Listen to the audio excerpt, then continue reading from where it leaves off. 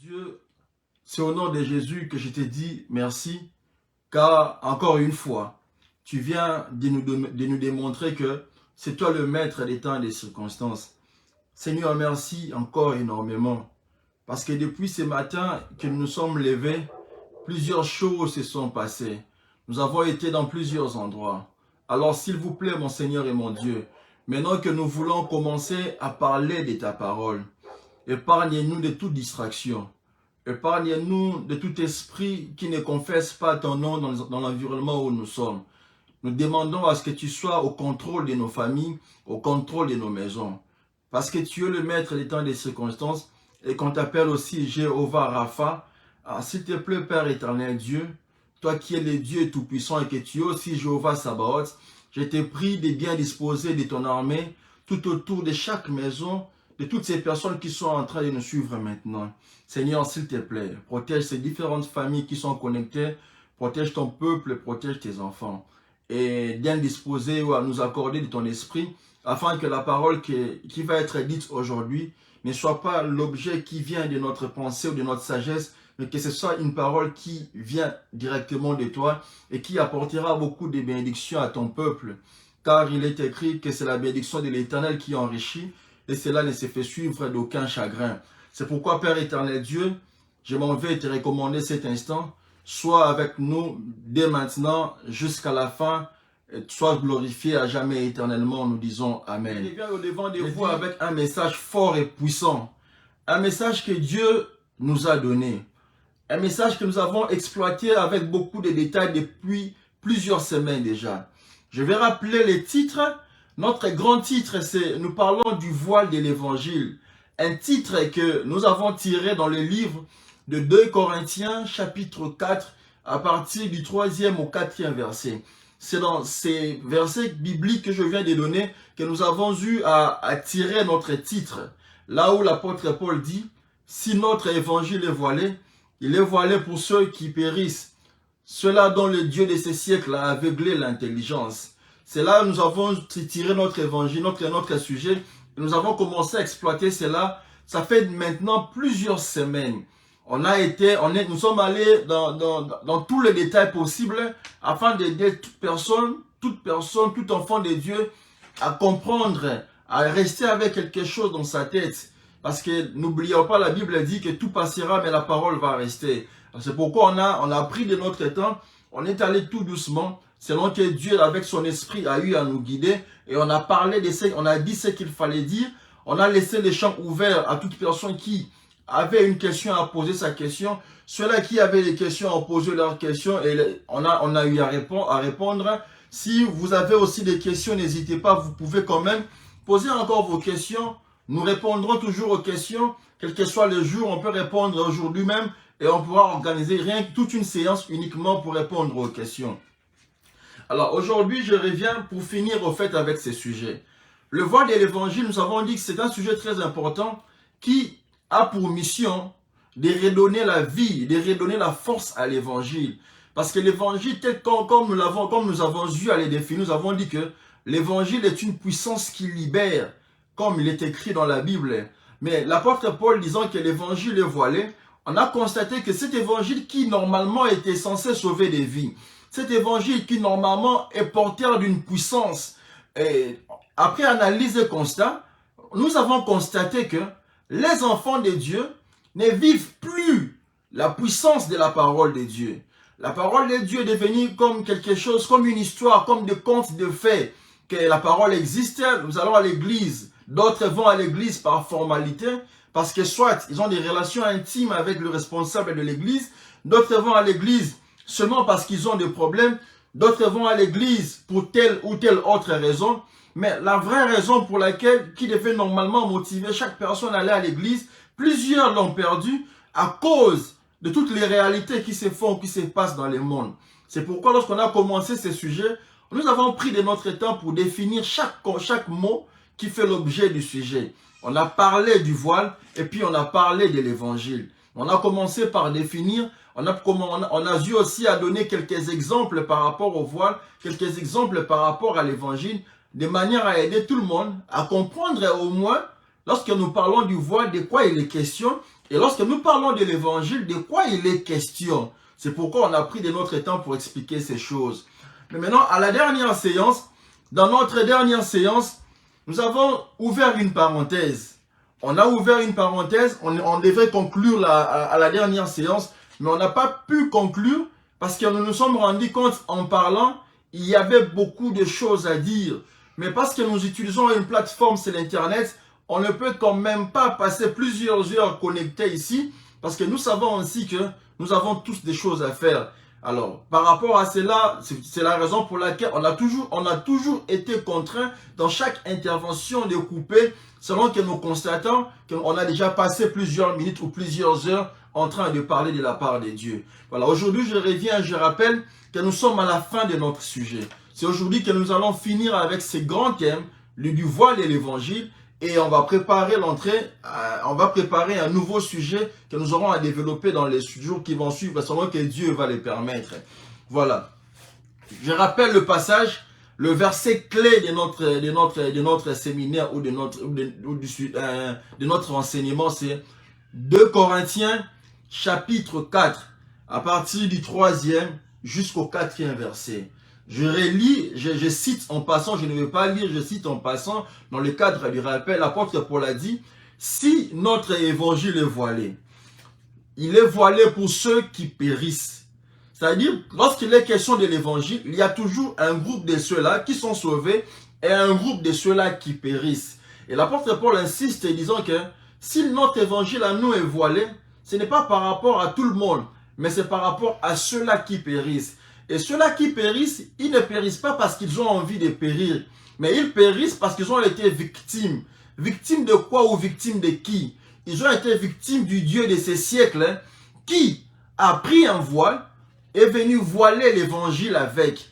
Question de réduire la puissance, question d'empêcher à ce que cet évangile qui normalement devrait sauver des vies ne soit plus en mesure de sauver des vies. De manière à ce que la parole de Dieu ne soit plus considérée comme telle, c'est-à-dire comme parole de Dieu, mais que cela soit prise comme des histoires qu'on raconte aux gens. C'est comme lorsque plusieurs personnes lisent les livres de Genèse, pour eux, ils ont l'impression de lire une histoire. C'est comme les personnes qui lisent les livres d'Apocalypse. Il y a même plusieurs personnes qui n'aiment même pas lire les livres d'Apocalypse, selon que ça leur fait peur. Tout ça pourquoi? Parce que toutes ces écritures, il n'y a personne qui s'est manifesté pour les expliquer au fait le mystère de Dieu ou la pensée de Dieu qui est cachée derrière. Parce que dans 2 Timothée 3,16, il est dit que toute écriture est inspirée de Dieu. Et toute écriture a une utilité. Soit enseigner, soit convaincre, soit corriger, soit instruire. C'est ça le rôle de l'écriture selon qu'il est écrit dans 2 Timothée 3,16. Et aujourd'hui, je vais relire le passage, notre dernier passage, et puis on va décoller pour conclure notre sujet aujourd'hui.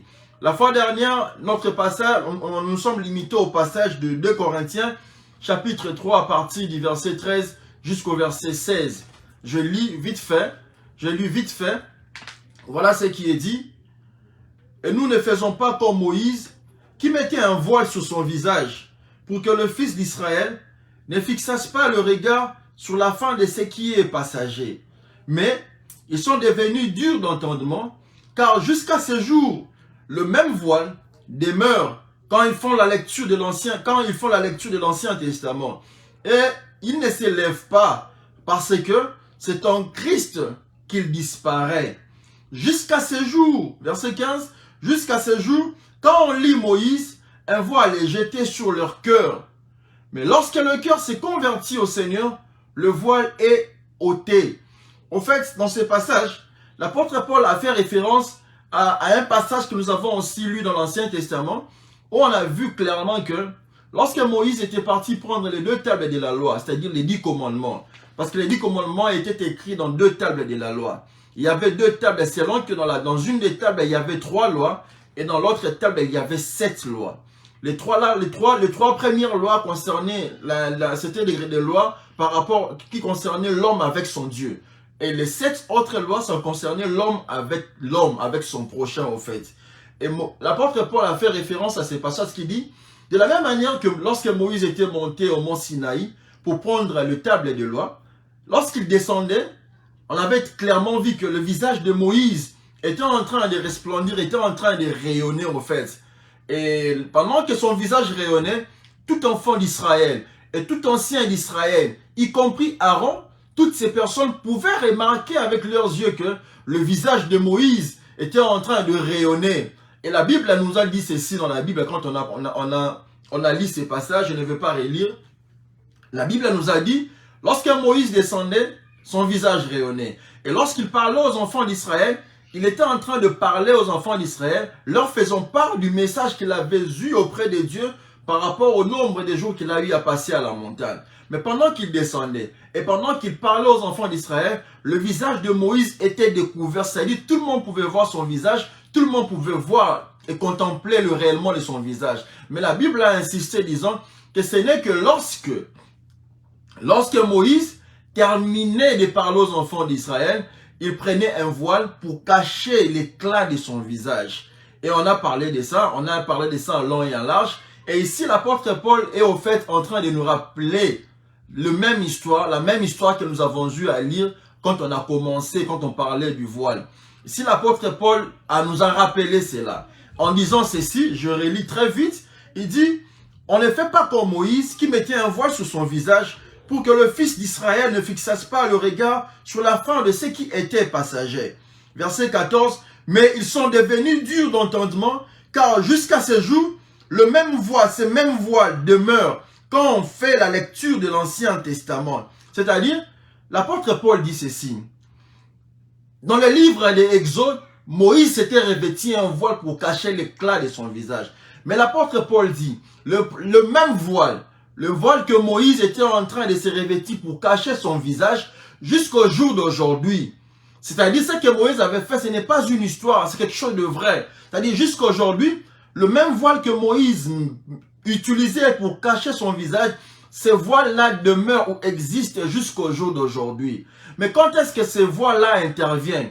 L'apôtre Paul nous dit clairement, il dit, mais ils sont devenus durs d'entendement, car jusqu'à ce jour, le même voile demeure quand ils font la lecture de l'Ancien Testament. C'est-à-dire, chaque fois que nous ouvrons nos Bibles pour lire un passage de l'Ancien Testament, le voile que Moïse s'était couvert avec son visage est automatiquement sur nous, rien que par le fait de lire l'Ancien Testament. Même pas par le fait d'interpréter les Écritures de l'Ancien Testament, mais rien que par la lecture de l'Ancien Testament, le voile de Moïse est couvert à toute personne et jeté à tout celui qui fait la lecture de l'Ancien Testament. Quand je parle de l'Ancien Testament, nous partons de Genèse au livre de Malachie. Tous ces livres-là se trouvent dans l'Ancien Testament. Le Nouveau Testament va de Matthieu jusqu'à l'Apocalypse. Donc, l'apôtre Paul dit, rien que par la lecture de l'Ancien Testament, le voile que Moïse a eu à utiliser pour cacher son visage nous est automatiquement jeté aussi dans notre visage. Et il dit ceci, au verset 15, jusqu'à ce jour, quand on lit Moïse, un voile est jeté sur le cœur. Mais lorsque le cœur s'est converti au Seigneur, le voile est ôté. C'est pourquoi je m'en vais vous rappeler qu'à la dernière séance, on était déjà en train de développer ou on était déjà en train de montrer, de vouloir démontrer noir sur blanc comment arriver à ôter le voile que le Dieu de ces siècles a eu à voiler avec l'évangile. On était en train de donner le mécanisme, de donner les moyens, les techniques, selon que Dieu, dans la Bible, nous a donné comme recommandation, nous a donné comme moyen qui puisse nous aider à enlever les voiles, de sorte que cet évangile qui a la puissance, de sorte que cet évangile qui est fort, de sorte que cet évangile qui est censé nous sauver reprenne la puissance, reprenne la capacité de sauver le peuple de Dieu. C'est pourquoi la dernière séance où nous étions en ligne, on parlait de cela. on a déjà démontré, on a donné quelques exemples, un exemple, pour maintenant arriver à donner une conclusion sur comment est-ce que le voile que le Dieu de ces siècles, selon que c'est écrit dans 2 Corinthiens 4, à partir du 3e au 4e verset, le voile que le Dieu de ces siècles avait mis au-dessus de l'évangile, comment on peut enlever cela, nous enfants de Dieu, nous peuple de Dieu, ou nous serviteurs de Dieu. Parce que nous, on a même dit, il y a de ces serviteurs de Dieu qui, d'autres en connaissance de cause et d'autres sans le savoir, sont en train de voiler l'évangile. Et parce qu'ils ne savent pas, ou soit ils savent exactement ce qu'ils font, et ce qu'ils font là, ce n'est plus pour sauver le peuple de Dieu, mais c'est pour nous éloigner de la volonté de Dieu. Alors l'apôtre Paul a dit ceci: jusqu'à ce jour, quand on lit Moïse, un voile est jeté sur les cœurs. Mais lorsque le cœur s'est converti au Seigneur, le voile est ôté. Donc, le voile que le Dieu de ces siècles pose sur nous, pose sur l'évangile, en nous aveuglant l'intelligence, le seul moyen pour que ce voile ne soit plus, l'apôtre Paul nous dit, il faut se convertir en Christ. Lorsque nous nous convertissons en Christ, que ça devient possible que le voile disparaît. En d'autres termes, si nous constatons quelqu'un avec un voile sur son visage, nous comprenons que cette personne n'a jamais été convertie en Christ. Parce qu'au verset 16 de 2 Corinthiens chapitre 3, le verset 16, l'apôtre Paul dit, mais lorsque le cœur s'est converti au Seigneur, le voile est ôté. C'est-à-dire, il faut être converti dans le Seigneur pour que le voile ne soit plus. Au verset 17, il dit, or, le Seigneur, c'est l'Esprit. Et là où est l'Esprit du Seigneur, là est la liberté.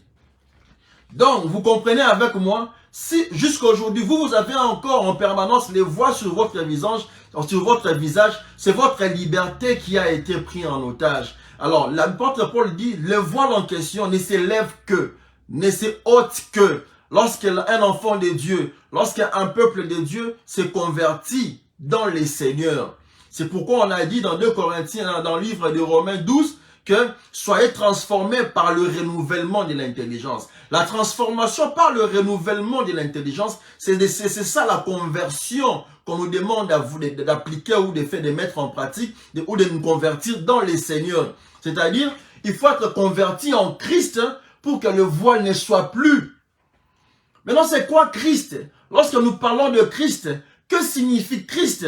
Parce que on va vous aider noir sur blanc à comprendre, pour qu'à partir d'aujourd'hui, tout celui qui est en train de nous suivre puisse à partir d'aujourd'hui, à partir de ce soir, palper la puissance de l'évangile, palper les bénédictions, vivre au fait en clair tout ce que Dieu a eu à promettre dans la Bible. Nous devons palper les bénédictions de Dieu, nous devons palper les promesses de Dieu. Mais cela ne peut être possible que lorsque nous nous convertissons à Christ.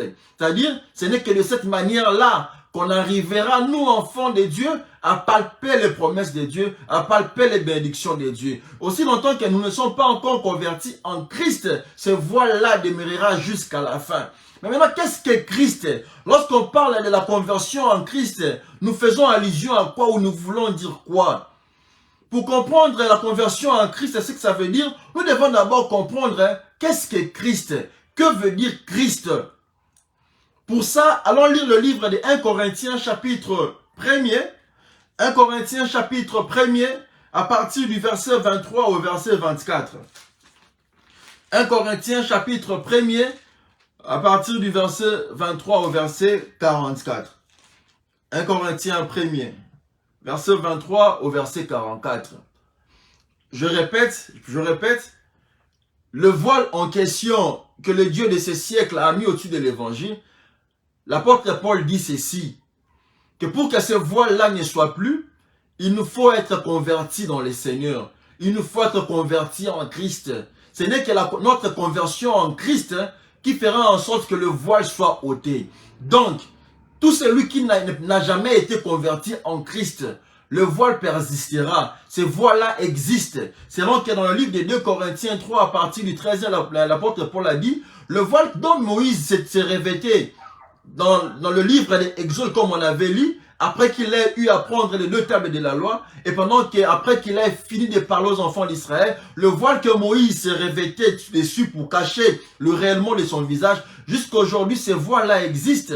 par le simple fait de faire la lecture de l'Ancien Testament, automatiquement ces voies-là est jetée sur nous.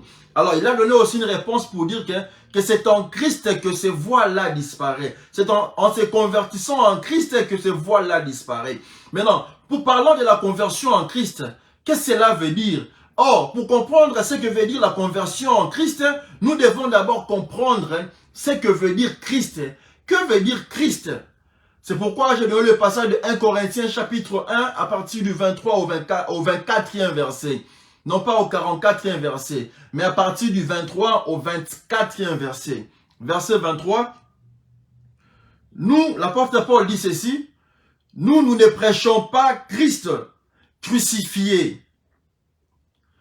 Non, il dit, nous prêchons Christ. L'apôtre Paul dit ceci, verset 23, nous prêchons Christ crucifié. Scandale pour le juif et folie pour le païen. Verset 24, mais puissance de Dieu et sagesse de Dieu pour ceux qui sont appelés, tant juifs que grecs. Donc, lorsque nous parlons de Christ, lorsque la Bible parle de Christ, Christ veut simplement dire la sagesse et la puissance de Dieu. Voilà pourquoi il est dit, car, voilà, nous prêchons Christ crucifié, scandale pour les juifs et folie pour le païen, mais puissance de Dieu et sagesse de Dieu pour ceux qui sont appelés, tant juifs que grecs. Donc l'apôtre Paul, disons que c'est dans la conversion en Christ que le voile disparaît. Et par rapport à la lecture que nous avons faite, Christ voulant dire sagesse et puissance de Dieu, nous comprenons par là que pour que le voile ne soit plus, il faut que tout celui qui croit en Dieu parvienne à la connaissance de la sagesse de Dieu et de la puissance de Dieu. Ce n'est que lorsque on connaît la vraie sagesse de Dieu et ce qu'est la puissance de Dieu que le voile qui se trouve au-dessus de l'évangile n'existera plus. Or, si vous allez lire dans le livre d'Ésaïe 55, verset 8, la Bible dit ceci, Dieu dit dans ce passage que « Mes pensées ne sont pas vos pensées et mes voix ne sont pas vos voix. » C'est-à-dire, Dieu a ses pensées à lui et l'homme a aussi ses pensées à lui. Et si nous revenons même dans le même passage de 1 Corinthiens, je vais un peu remonter, un tout petit peu pour aller différencier les deux sagesses, la sagesse de Dieu et la sagesse de l'homme. Pourquoi je vais différencier ça? Parce que nous venons de lire que Christ veut dire sagesse et puissance de Dieu. Donc, Christ voulant dire sagesse et puissance de Dieu, je m'en vais vous rappeler qu'il y a aussi une autre sagesse qui n'a rien à voir avec Dieu. C'est pourquoi je m'en vais citer ça, lisons dans la Bible, pour que vous compreniez que nous ne parlons pas des choses qui viennent de nous, mais nous parlons des choses de Dieu. Je m'en vais lire ça dans toujours le même passage de 1 Corinthiens. Je remonte un tout petit peu au verset 20. Voilà ce qui est dit. Où est le sage? Où est le scribe? Où est le disputeur de ces siècles? Dieu n'a-t-il pas convaincu de folie la sagesse du monde? Ah, donc, il y a une sagesse de Dieu, il y a aussi une sagesse du monde. Donc, Christ voulant dire sagesse de Dieu, c'est que la sagesse du monde, ce n'est pas ça la sagesse de Dieu. Je m'en vais, je continue.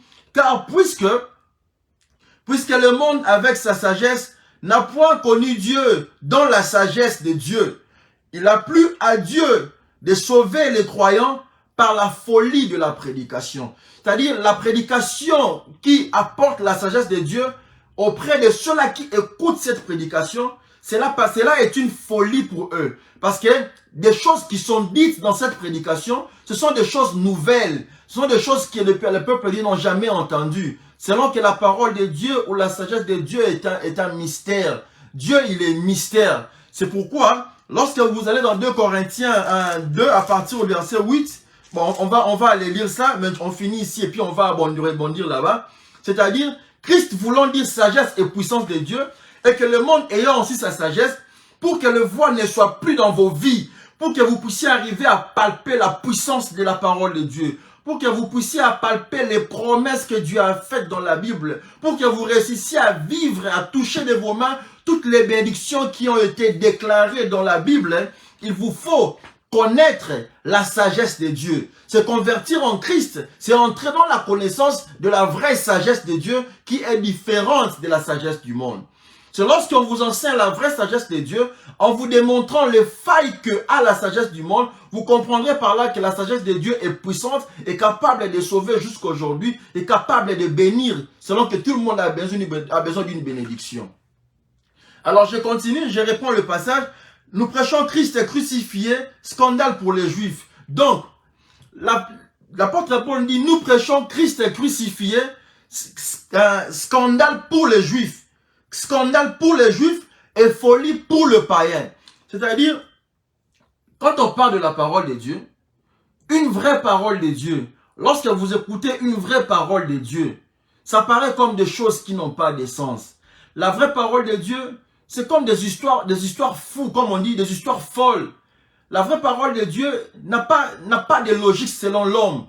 Mais parce que c'est la parole de Dieu, lorsque l'homme passera son temps à chercher une logique, à chercher une forme, à vouloir exprimer ça selon sa réflexion, vous serez perdu à ce moment-là. C'est pourquoi la Bible dit que le monde, avec sa sagesse, n'a pas connu Dieu dans la sagesse de Dieu. Mais maintenant, il a plu à Dieu de sauver les croyants par la folie de la prédication. C'est-à-dire, Dieu nous apporte un message que nous n'avons jamais entendu, et c'est dans ces messages que nous n'avons jamais entendu que se trouve la sagesse de Dieu. Tout ce que vous avez toujours l'habitude d'écouter, tout ce que vous écoutez habituellement, tout ce que vous connaissez déjà, tout ce que vous voyez de vos yeux n'a rien à voir avec la sagesse de Dieu. La parole de Dieu qui sauve, qui bénit, qui guérit, c'est cette sagesse de Dieu qui est nouvelle dans vos oreilles. Selon que l'apôtre Paul dit, scandale pour les Juifs, folie pour les païens. C'est-à-dire, en donnant la sagesse de Dieu, ça peut paraître scandaleuse auprès de ceux-là qui écoutent cette parole de Dieu. Je peux paraître fou, mais paraissant fou, il est question de la parole de Dieu où je suis effectivement en train de vous transmettre la parole de Dieu. Donc, nous retenons que Christ, c'est la sagesse et la puissance de Dieu. C'est ça qui veut dire Christ. Or, l'apôtre Paul dit, pour que le voile ne soit plus, nous devons nous convertir en Christ. Nous devons nous convertir dans les Seigneurs. C'est pourquoi je vous ai d'abord expliqué ce que voulait dire Christ. Christ ne veut simplement dire que sagesse et puissance de Dieu. Qui dit sagesse et puissance de Dieu, je ne parle pas de la sagesse du monde. Parce que toi, tu as ta sagesse et moi, j'ai ma sagesse. Moi, j'ai ma façon de voir les choses. Toi, tu as ta façon de voir les choses. Moi, j'ai des choses qui me plaisent. Toi aussi, tu as des choses qui te plaisent. Alors, s'il faut débattre par rapport aux choses qui nous plaisent, on ne trouvera jamais un compromis. C'est pourquoi on fait recours à la sagesse de Dieu pour trouver un compromis par rapport à ce qui concerne Dieu. Amen. Amen. Amen, amen, amen. J'espère que vous êtes en train de m'écouter. Maintenant, allons un peu lire le livre de Jean chapitre 5, verset 39 au verset 40. Jean chapitre 5, verset 39 au verset 40. Jean chapitre 5, verset 39 au verset 40. Jean chapitre 5, verset 39 au verset 40. Ok. Jean chapitre 5, verset 39 au verset 40. Pourquoi est-ce que j'ai dit qu'il y a une différence entre la sagesse du monde et la sagesse de Dieu? Aujourd'hui, vous allez constater que il y a des gens qui lisent la Bible. Plusieurs personnes lisent la Bible parce que la Bible est à la portée de tout le monde. Tout celui qui a besoin d'une Bible peut aller s'en procurer dans les librairies ou dans tout lieu où la Bible est vendue. Et tout le monde peut lire la Bible et comprendre à sa manière. C'est pourquoi aujourd'hui, vous allez voir que nous avons plusieurs églises. Et chaque église nous dit clairement avoir sa doctrine à elle. Mais pourtant, nous n'avons qu'un seul Dieu. Comment pouvons-nous expliquer? Nous n'avons qu'un seul Dieu. Mais comment pouvons-nous avoir plusieurs doctrines ou plusieurs différentes manières d'enseigner ou plusieurs interprétations de la Bible? Il fallait normalement, moi je pense, parce qu'il n'y a qu'un seul Dieu, que nous ayons aussi une seule interprétation de la Bible.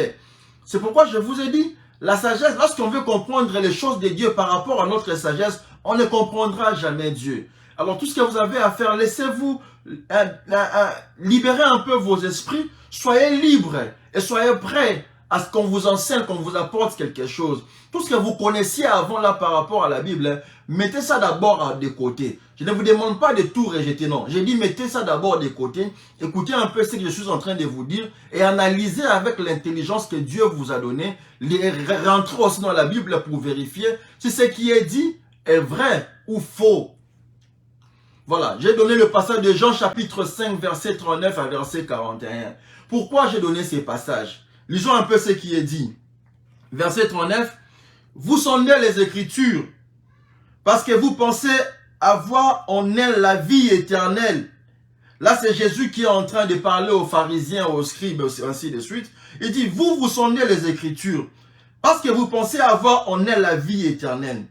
Ce sont elles qui rendent témoignage de moi. Et vous ne voulez pas venir à moi pour avoir la vie.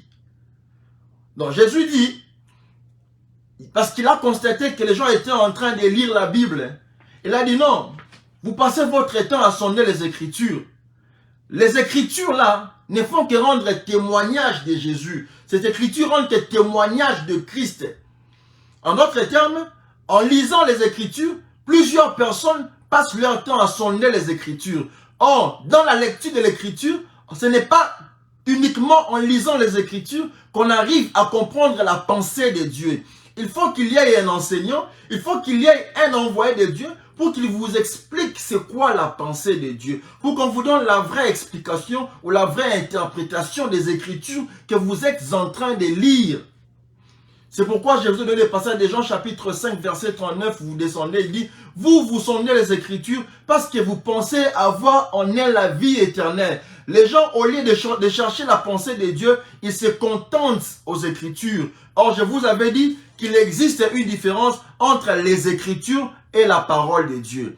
La Bible a dit dans 2 Timothée 3,16, on n'a pas dit que toute parole est inspirée de Dieu. Non, la Bible a dit toute écriture est inspirée de Dieu. Donc, dans la Bible, c'est un ensemble de livres et il y a plusieurs écritures à l'intérieur. Maintenant, chaque écriture qu'il y a dans la Bible a été inspirée par Dieu. Maintenant, ce n'est pas ces écritures qui donnent la vie. C'est maintenant la parole, l'inspiration qui est cachée dans ces écritures qui est porteur de la vie. Et maintenant, moi, je ne vous apporte pas les écritures, mais je m'en vais vous apporter l'inspiration là, qui est parole de Dieu et qui est capable de donner la vie éternelle dont tout le monde est en train de rechercher. J'ai donné Jean chapitre 5, verset 39. Maintenant, lisons encore le livre de 1 Corinthiens chapitre 2, verset 8.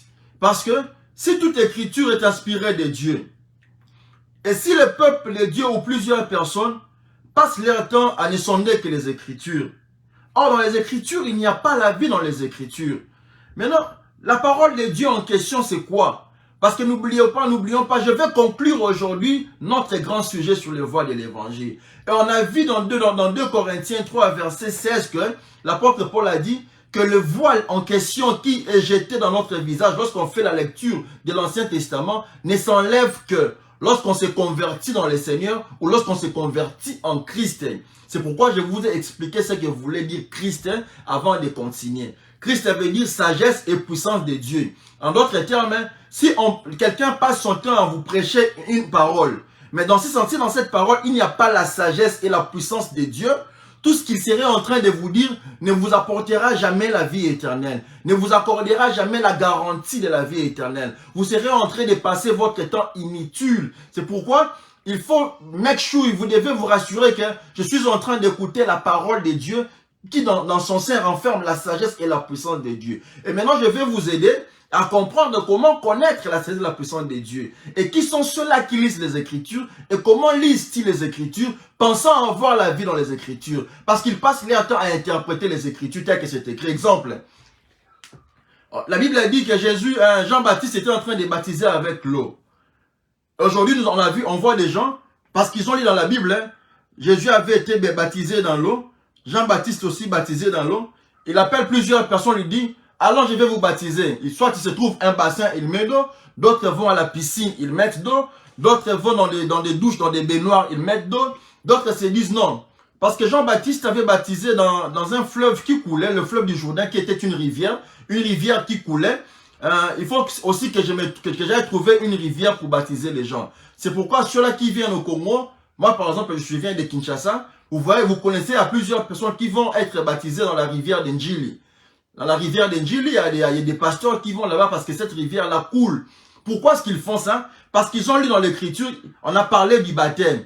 Parce qu'ils ont vu que Jean-Baptiste était en train de baptiser d'eau. Ils se disent, ah, nous devons mettre en pratique ces choses. Ils vont aussi se trouver de l'eau et ils vont se mettre à baptiser des gens. Parce qu'ils ont lu dans la Bible. Or, Jésus dit, vous sondez les Écritures, vous pensez trouver la vie éternelle dans les Écritures. Les Écritures là n'ont pas la vie éternelle. Mais les Écritures là ne rendent que témoignage de Jésus. C'est-à-dire, comment est-ce que les Écritures rendent témoignage de Jésus? À celui qui lit maintenant et qui arrive à ressortir la pensée cachée de Dieu, c'est celui-là qui est heureux. C'est-à-dire, lorsqu'on parle du baptême, qu'est-ce que Dieu a voulu dire parlant du baptême? Lorsqu'on parle de l'eau, qu'est-ce que l'eau veut dire selon la sagesse de Dieu? Parce que, comme on a dit, Dieu a confondu la sagesse du monde, la sagesse des hommes, par la folie de la prédication. Car le monde, avec sa sagesse, n'a pas connu Dieu dans la sagesse de Dieu. C'est pourquoi il a plu à Dieu de sauver le monde par la folie de la prédication. Maintenant, des gens qui passent leur temps à lire les Écritures et à vouloir le mettre en pratique tel que c'est écrit, c'est pourquoi vous constaterez qu'ils tombent dans des problèmes disant que non, ici c'est difficile, ça c'est spirituel. Ici nous devons aller rechercher une explication spirituelle. La fois dernière, je vous ai donné un passage où on parlait des offrandes. On a donné le passage de Lévitique chapitre 2 verset 13 où c'est écrit noir sur blanc, où Dieu a lui-même dit que pour qu'une offrande soit appelée offrande, pour qu'une offrande soit agréée par lui Dieu, il faut que cette offrande-là, il faut que dans cette offrande, Dieu retrouve les signes de son alliance. Et quels étaient les signes de l'alliance que Dieu a donné pour toute offrande? Dieu a dit que non, pour qu'une offrande soit admise par moi, mon signe de l'alliance, c'est le sel. Je dois retrouver le sel dans cette offrande-là. Mais vous avez constaté avec moi que personne ne met en application cela, bien que c'est écrit.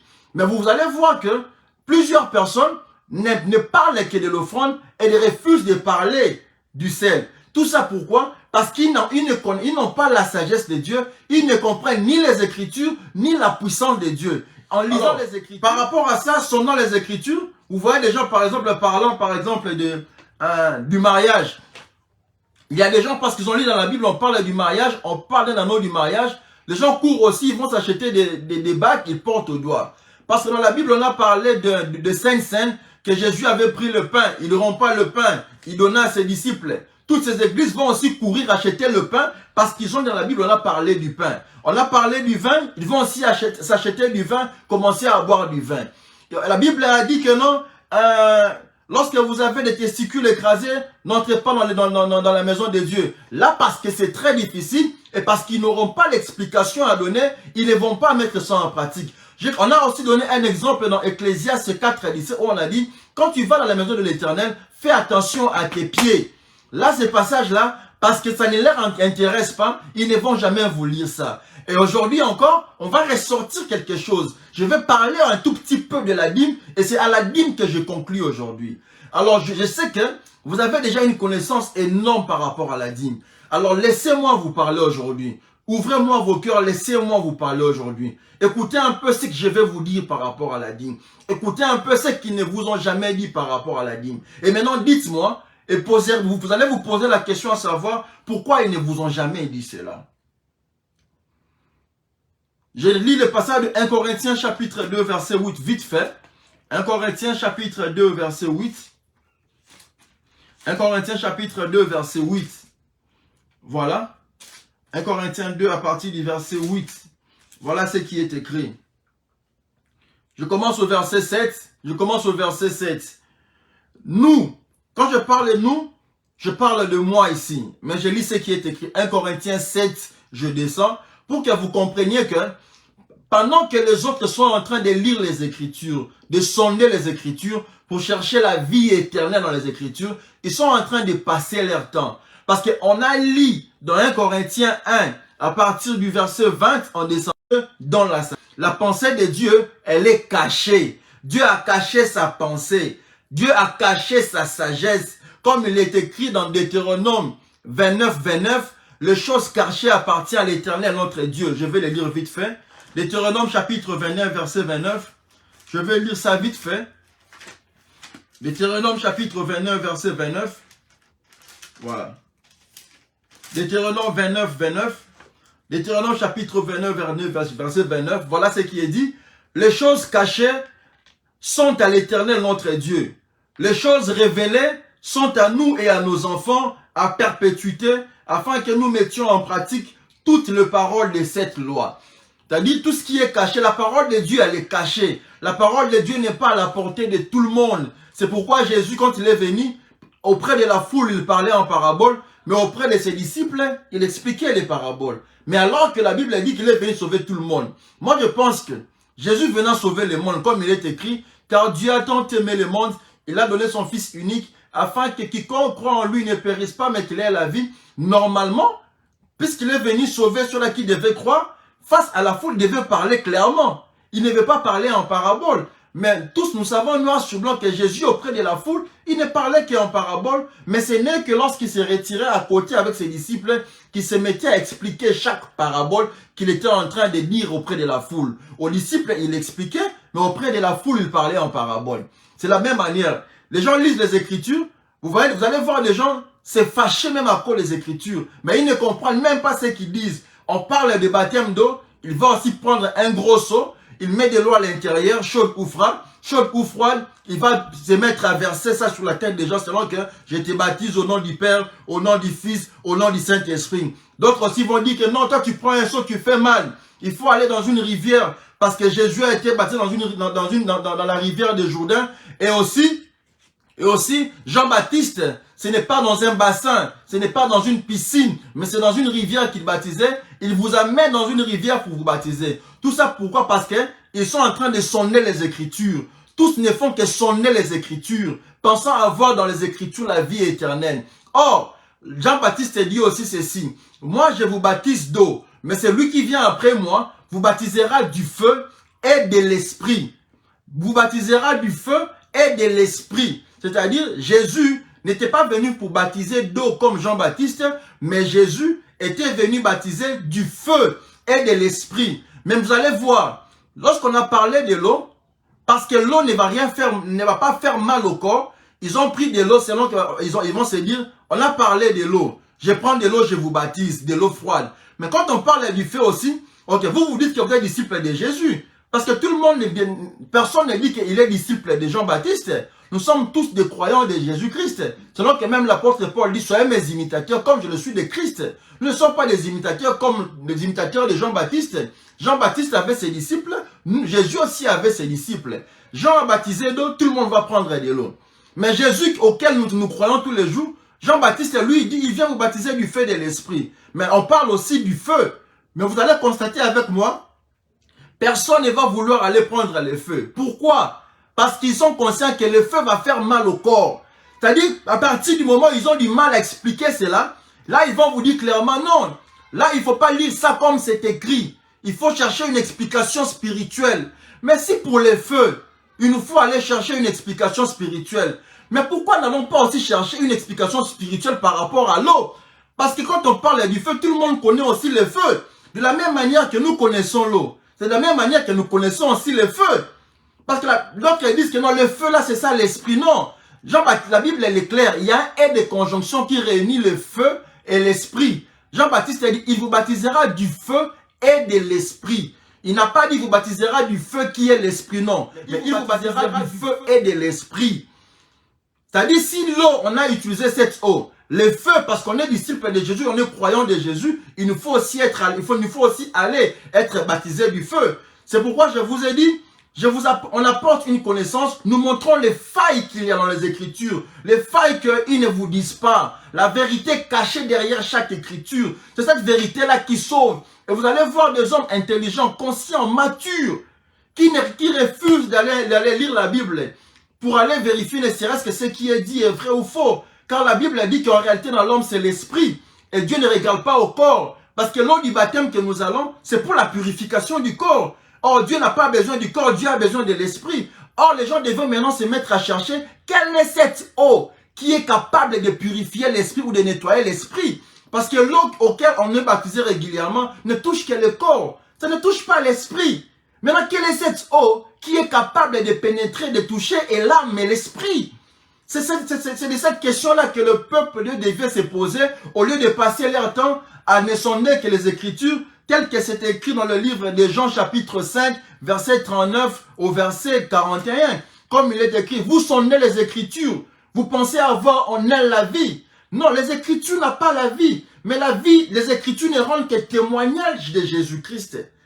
Selon que Christ, c'est la sagesse et la puissance de Dieu. C'est-à-dire, dans les Écritures, il y a une sagesse de Dieu qui est mystérieuse et cachée. C'est cette sagesse-là qui sauve.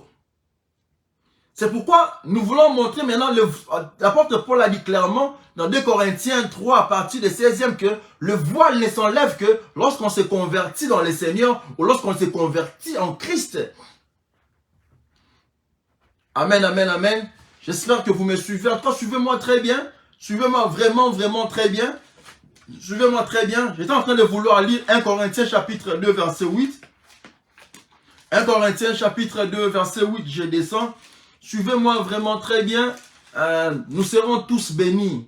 On va ressortir avec quelque chose. Parce que je vous avais dit, mon souci, ou les soucis, la raison pour laquelle Dieu a envoyé sa parole, c'est parce qu'il a constaté que son peuple était en train de périr faute de connaissances. C'est de quelle connaissance il est question? Tout le monde lit la Bible. Tout le monde sait que Jésus était venu sur terre. Tout le monde sait que Jésus est fils de Dieu. Tout le monde sait qu'au commencement, Dieu a créé les cieux et la terre. Tout le monde sait qu'il y avait un jardin en Éden. Tout le monde sait qu'il y avait un prophète du nom de Moïse. Tout le monde sait qu'il y a un livre d'Apocalypse. Mais c'est de quelle connaissance qu'il est question qui puisse aider les enfants de Dieu à ne plus périr. C'est de ça que moi je parle.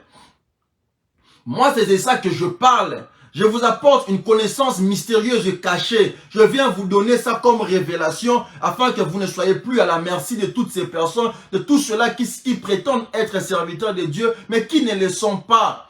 Et en écoutant mes prédications, mes enseignements, vous allez être en mesure de détecter qui est vrai serviteur de Dieu et qui ne le pas. Uniquement par leur doctrine, par leur manière d'enseigner. Or, je vous ai dit qu'il ne faut pas se limiter aux Écritures parce que les Écritures n'ont pas la vie en elles. 1 Corinthiens chapitre 2 verset 8. Je lis et je continue. Voilà ce qui est dit. Je commence à partir du verset 7. Nous prêchons la sagesse de Dieu, mystérieuse et cachée, que Dieu, avant le siècle, avait destinée pour notre gloire. Verset 8. Sagesse qu'aucun de chefs de ces siècles n'a connue, car s'ils eussent connu ces sagesses, ils n'auraient pas crucifié les seigneurs de gloire. Mais comme il est écrit, ce sont des choses que l'œil n'a point vues, que l'oreille n'a point entendues, et qui ne sont pas montées au cœur de l'homme, des choses que Dieu a préparées pour ceux qui l'aiment. Verset 10. Dieu nous les a révélées par l'Esprit, car l'Esprit sonde tout, même les profondeurs de Dieu. L'Esprit sonde tout, même les profondeurs de Dieu.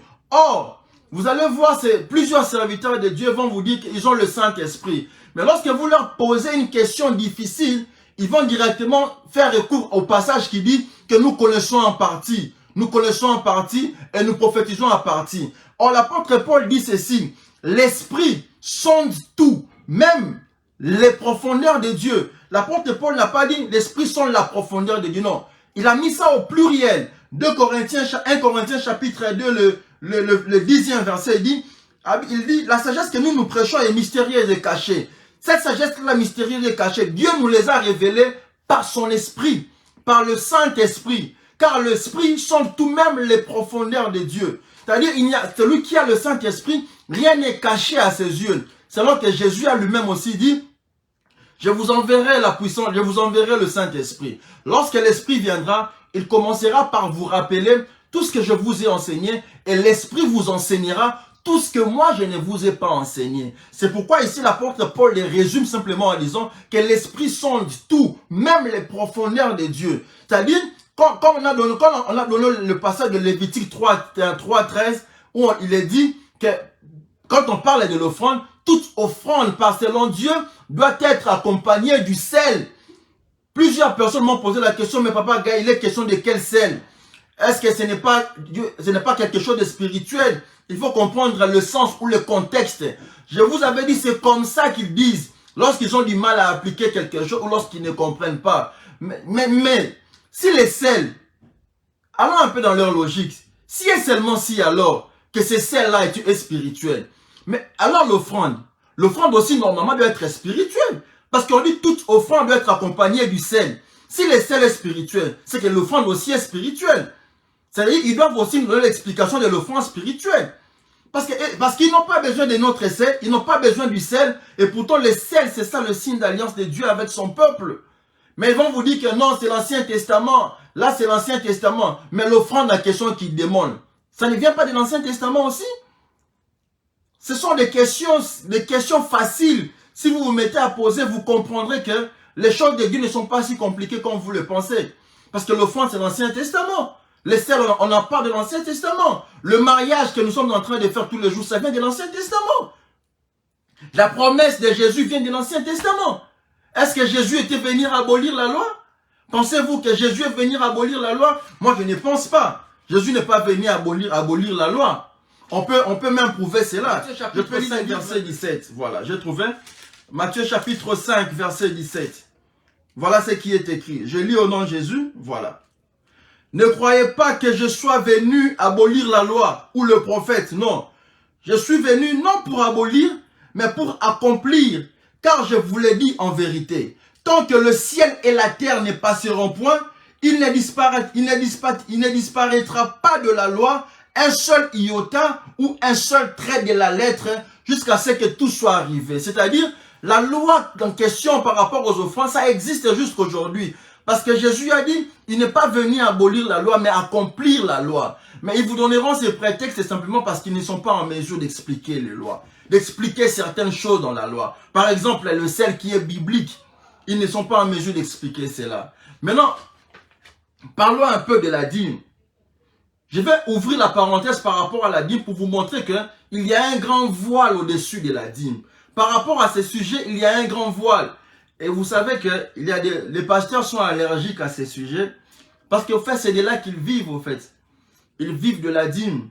Ils disent que c'est leur droit, selon que ce sont des Lévites.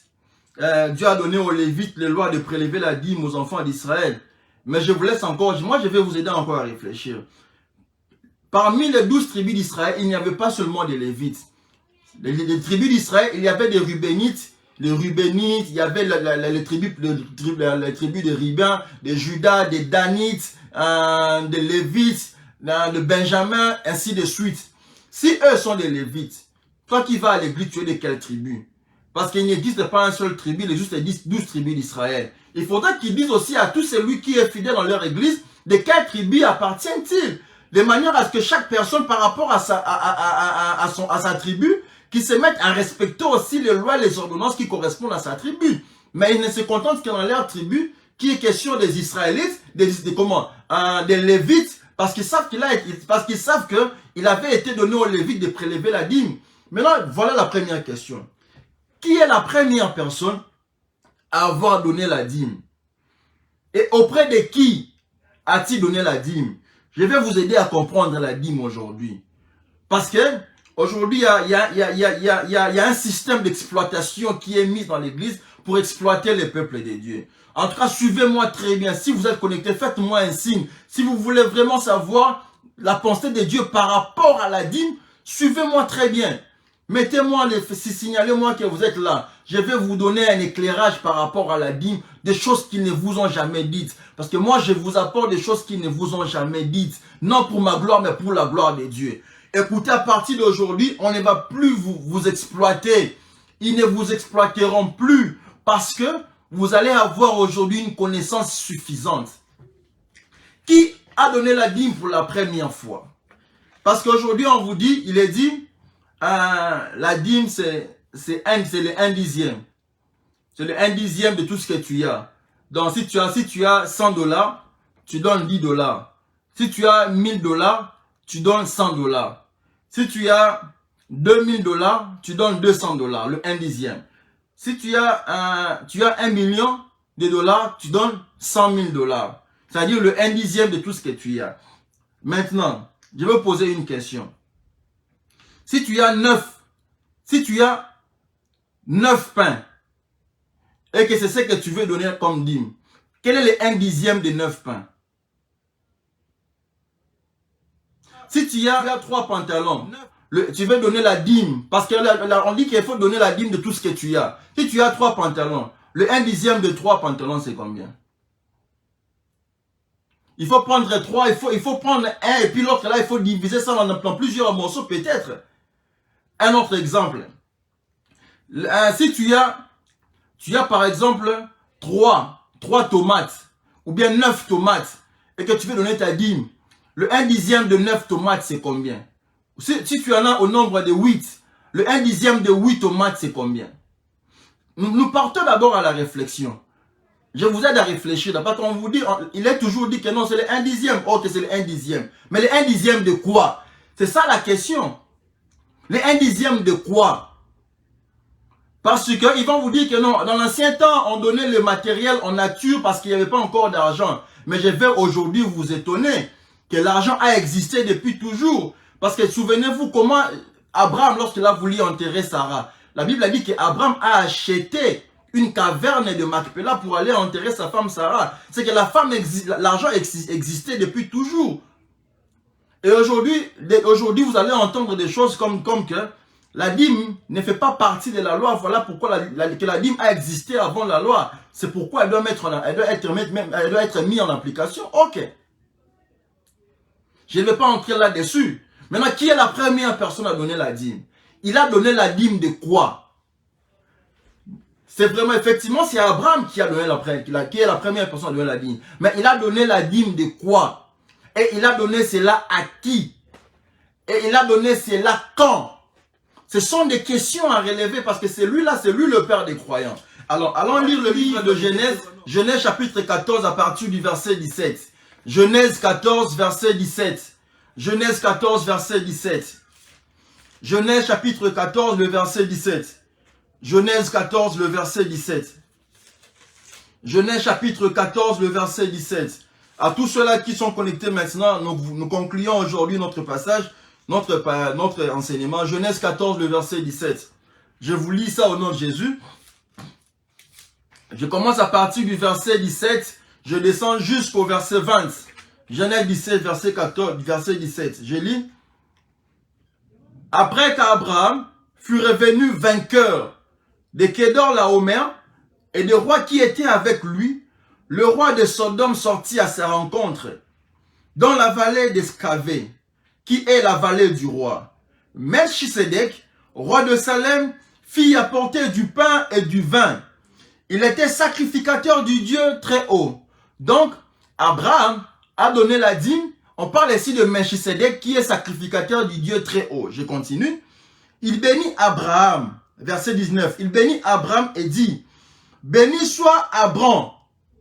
Parce qu'ici, il ne s'appelait pas encore Abraham. Mais ici, il s'appelait encore Abraham. Donc, celui qui a donné la dîme, c'est celui qui s'appelait d'abord Abraham. Ce n'est pas Abraham. Parce que Abraham, Dieu a changé son nom après. Mais lorsqu'il a donné sa dîme, son nom n'était pas Abraham. Il n'y avait pas encore la présence de H. Le H là n'existait pas encore. Il était Abraham. Le H est venu après. Je continue. Il bénit Abraham et dit, béni soit Abraham par le Dieu très haut, maître du ciel et de la terre. Verset 20. Béni soit le Dieu très haut qui a livré tes ennemis entre tes mains, et Abraham lui donna la dîme de tout. Ah, donc, c'est à Melchisedec que Abraham a donné la dîme de tout. Mais tout là, c'est quoi? Qu'est-ce qu'il y a dans ces tout? Et la Bible nous dit clairement, c'était après qu'Abraham a eu à combattre avec eux pour aller libérer son frère Lot. Lorsqu'il est sorti victorieux de ce combat, tout ce qu'il avait gagné au combat là, c'est avec ça qu'il a eu à donner la dîme à Melchisedec. Abraham n'a pas donné la dîme de toutes les richesses qu'il avait. Parce qu'Abraham était un homme riche. Mais par rapport à la dîme, il n'a pas été prendre ça dans sa richesse ou dans ce qu'il avait comme bien. Non, il a donné la dîme par rapport à ce qu'il avait gagné comme gain, le reste qu'il avait eu à prendre après qu'il soit victorieux au combat. C'est avec ces choses-là qu'il a donné la dîme. La dîme de tout de quoi? Tout de tout ce qu'il avait pris après le combat. Tout de tout ce qu'il avait gagné après qu'il soit victorieux dans ces combats-là. Il n'a pas touché à son héritage. Il n'a pas touché à ses biens. Il n'a pas touché à tout ce que lui avait. Non. Il n'a pas touché à ses biens. Mais il a donné la dîme de tout ce qu'il avait gagné au combat-là. On va le prouver.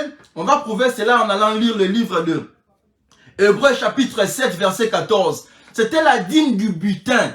Ce n'était pas la dîme de tout ce qu'il possédait. Non, il n'a pas touché à son argent, il n'a pas touché à ses brebis, il n'a pas touché à ses troupeaux, il n'a touché à rien de ce qu'il avait. Il n'a pas touché à ses champs. Mais il a donné la dîme à Melchisedec. C'était des choses qu'il avait acquises, c'était acquises comme butin du combat qu'il avait livré lorsqu'il est allé libérer son frère Lot.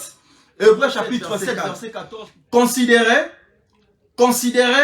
combien est grand celui auquel le patriarche Abraham donna la dîme du butin. Hébreux 7, verset 4. Considérez comment est grand celui qui est Abraham, le patriarche, donna la dîme du butin. Or, les butins, ce sont des choses qu'on gagne lorsqu'on a été combattre quelque part. Exemple, c'est comme vous voyez, aujourd'hui, il y a les Russes qui combattent contre les Ukrainiens.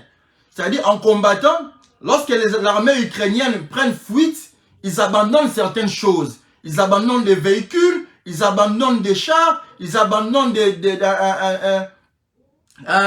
stores, ou on peut appeler, comment on appelle ça encore, des magasins. Ils abandonnent des nourritures, ils abandonnent des animaux, ils abandonnent tout ce qu'ils ont là. Les choses qu'ils abandonnent là, tout ce que l'homme va gagner après une guerre, c'est ce qu'on appelle butin. Le reste d'une guerre, ce qu'on va gagner après une victoire, ce qu'on obtient après une victoire quelconque qu'on a eu à combattre, c'est ça qu'on appelle butin.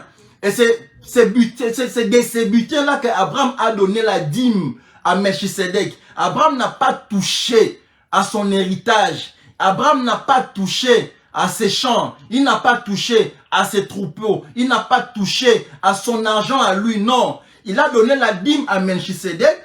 Une dîme qui venait du butin qu'il avait gagné, selon que c'est écrit dans Hébreux 7, verset 4. Il donna la dîme du butin. C'est-à-dire, s'il faut donner la dîme à Melchisedec, il ne faut pas donner la dîme de ce n'est pas, Dieu n'a pas demandé ce que tu as, mais c'est la dîme de ce que tu gagnes après un combat quelconque que tu livres. Quand tu sors victorieux de ce combat, tout ce que tu remportes, tout ce que tu prends en ta possession, c'est de ça qu'il faut maintenant donner dîme. C'est pourquoi je vous ai dit, on va aussi vous aider à très bien lire d'abord ce qui est écrit, à comprendre les histoires. Parce que les gens disent que c'est Abraham, ok, il a donné la dîme, ok. Mais la dîme de quoi? Il a pris ça où? Est-ce qu'il a touché à son argent? Non. Abraham n'a pas touché à son argent. Abraham a donné la dîme de tout. Mais tout là, c'était en fonction du butin de ce qu'il avait gagné quand il est sorti victorieux de la guerre. Selon qu'il était parti libérer Lot qui était son neveu. Amen, amen, amen.